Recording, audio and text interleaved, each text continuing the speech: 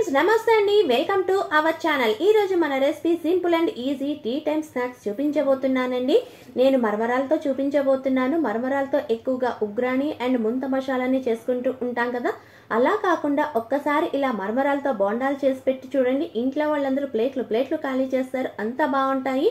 పైన క్రిస్పీగా ఉంటుంది, లోపలేమో చాలా మెత్తగా ఉంటుంది। ఇంకెందుకండి ఆలస్యం, వీడియోలోకి వెళ్ళిపోదామా మరి। ముందుగా ఒక బౌల్ తీసుకొని దానిలోకి శుభ్రం చేసుకున్నటువంటి 2 కప్పుల మరమరాలని యాడ్ చేసుకుంటున్నానండి। కొంతమంది వీటిని బొరుగులని కూడా అంటారు। ఇలా తీసుకున్న తర్వాత దీనిలోకి ఫైన్గా చాప్ చేసినటువంటి 1/2 టీ స్పూన్ కరివేపాకుని యాడ్ చేసుకుంటున్నాను। తర్వాత దీనిలోకి ఫైన్గా చాప్ చేసినటువంటి పచ్చిమిరపకాయలు 2ని యాడ్ చేసుకుంటున్నానండి। పచ్చిమిరపకాయల కారం అన్నది మీ ఇష్టానికి అనుగుణంగా పెంచుకోవచ్చు, తగ్గించుకోవచ్చు। ఇలా యాడ్ చేసుకున్న తర్వాత దీనిలోకి ఫైన్గా చాప్ చేసినటువంటి ఉల్లిపాయలు 3 టేబుల్ స్పూన్ యాడ్ చేసుకుంటున్నాను। తర్వాత దీనిలోకి ఫైన్గా చాప్ చేసినటువంటి కొత్తిమీర 3 టేబుల్ స్పూన్ యాడ్ చేస్తున్నానండి।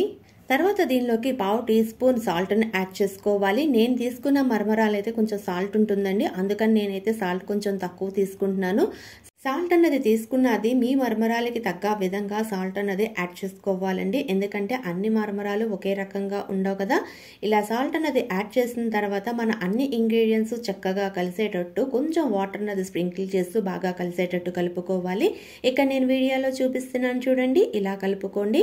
ఇలా కలుపుకున్న తర్వాత దీనిలోకి 3 టేబుల్ స్పూన్ శనగపిండిని యాడ్ చేసుకొని చక్కగా మళ్ళీ అన్నీ కలిసేటట్టు కలుపుకోవాలండి।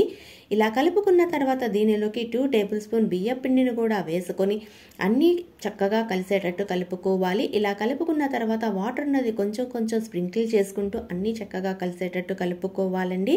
ఇలా కలుపుకున్న తర్వాత దీనిలోకి 1/2 టీ స్పూన్ పసుపును కూడా యాడ్ చేసుకొని అన్ని ఇంగ్రీడియంట్స్ బాగా కలిసేటట్టు కలుపుకోవాలి। ఇలా అన్ని ఇంగ్రీడియంట్స్ వేసుకుని చక్కగా కలుపుకున్న తర్వాత కొంచెం వాటర్ అన్నది స్ప్రింకిల్ చేసుకుంటూ మనం కలుపుకోవాలండి। ఇలా కలుపుకోవడం వల్ల మరమరాలు అన్నవి కొంచెం మెత్తపడతాయి కదా, ఇలా మెత్తబడినప్పుడు మనం బోండా చేసుకోవడానికి చాలా ఈజీగా ఉంటుంది। అలా చేసుకున్న తర్వాత ఇక్కడ నేను చూడండి బోండా చేసి చూపిస్తున్నాను। ఇలా చేసుకున్నవైతే నేనైతే ఒక ప్లేట్లోకి పెట్టుకుంటున్నానండి। అంతేకాదు ఫ్రెండ్స్, నేను ఇలా బోండాలు చేస్తున్నప్పుడు పొయ్యిని వెలిగించి డీప్ ఫ్రైకి సరిపడా ఆయిల్ అన్నది పెట్టుకొని మీడియం టు హై ఫ్లేమ్లో ఆయిల్ అన్నది వేడి చేసుకుంటున్నానండి। ఒక పక్కన ఆయిల్ అన్నది వేడెక్కుతుంది, మరొక పక్కన మనం బోండాలు చేసుకుంటున్నాము। బోండాలు చేసుకోవటం అయ్యే లోపల ఆయిల్ అన్నది కూడా పర్ఫెక్ట్గా డీప్ ఫ్రైకి సరిపడా వేడెక్కిందండి। ఇప్పుడు ఫ్లేమ్ అన్నది కొంచెం తగ్గించుకొని మన బోండాలు వేసుకోవాలండి। ఇలా వేసుకున్న తర్వాత వెంటనే దీన్ని అయితే ఫ్లిప్ చేయకండి, ఒక 2 నిమిషాలు అలా ఉంచేసేయండి। ఇలా ఉంచిన తర్వాత నెమ్మదిగా దీన్ని ఫ్లిప్ చేసుకోండి। ఇలా ఫ్లిప్ చేసుకున్న తర్వాత ఆయిల్లోని బబుల్స్ అన్నీ పోవాలండి।